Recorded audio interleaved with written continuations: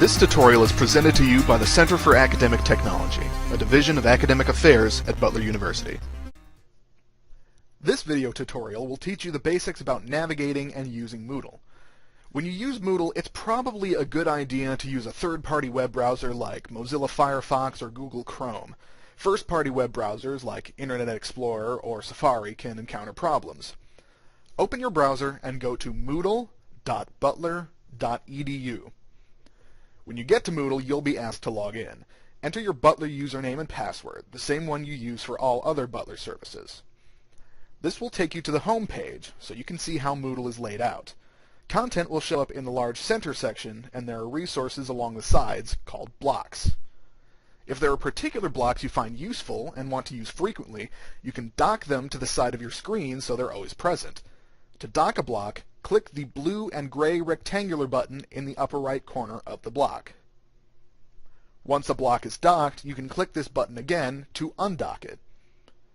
It's a very good idea to dock your navigation block and your settings block, since they see a lot of heavy use. Every user in Moodle has a profile that they can edit. If you want to edit yours, just click on your name at the top right corner of the screen. You can also do it through the navigation block by clicking My Profile and then View Profile.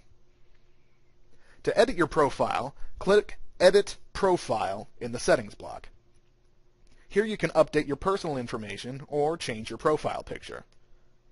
When you're done, click Update Profile. From your profile, you can also change your messaging settings. Moodle users can send messages directly to one another, and you can get notifications when certain things happen in your courses. If you want to change how you're notified, click the messaging link in the settings block under My Profile Settings. Here you can change whether you get pop-up notifications or emails for given messages. When you're done, click Update Profile. To navigate around Moodle itself, you can use the navigation block. The My Home link will take you to a customizable personal page. Site pages will take you to basic Moodle resources like blogs, tags, and the calendar. Finally, the My Courses menu will show you the courses you're enrolled in. They're separated by category. Open a category to find individual courses, and click the course name to go there. Alternately, you can use the Current Courses List block on the right side of the home page, or the My Moodle menu at the top of the page. To change settings, you'll use the Settings block. The Edit Profile link under My Profile Settings allows you to customize your profile, as before. Change Password will take you to password.butler.edu, where you will be able to change your Butler password. The Security Keys link will let you request a new RSS feed URL should you need it. You probably won't need to use this one. The messaging link, as before, lets you change when and how you're notified. The Blogs section will let you customize your Moodle blog if you decide to use one.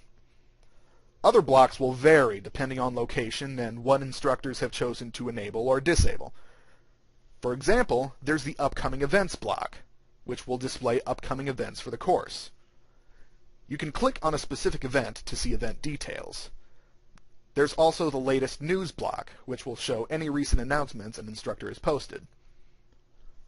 There's also the Calendar block, which displays all events for the current month.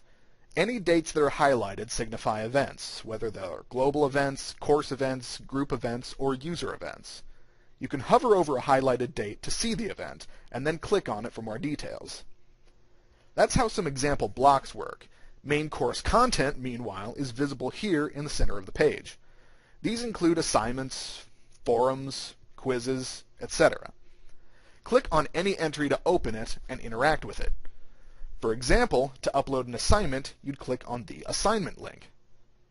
Depending on the type of assignment, you may be required to upload a file from your computer or enter responses in a text box. If it's an assignment that requires you to upload a file, for example, click on Add Submission. You can click Add to locate a file on your hard drive, or, more conveniently, you can drag and drop your file directly to the file upload space. Then, click Save Changes to send the file. When you submit some activities or assignments, they will be marked as completed in the main content section with a check mark. Some activities need to be manually marked as completed.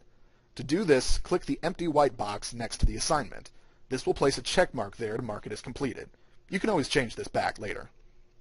Finally, to access your grades in a course, go to Course Administration under the Settings block and click Grades. The user report will display your grades in your current class. The Overview report will display your grades across all courses. You can switch between them using the links or using the drop-down menus. One last note. If you ever want to return to a previous page, you can look at these links near the top of the page. These links are called breadcrumbs and will lead back to all the previous pages that contain the one you're currently on. Click on any of these links that display in blue in order to go back to that page.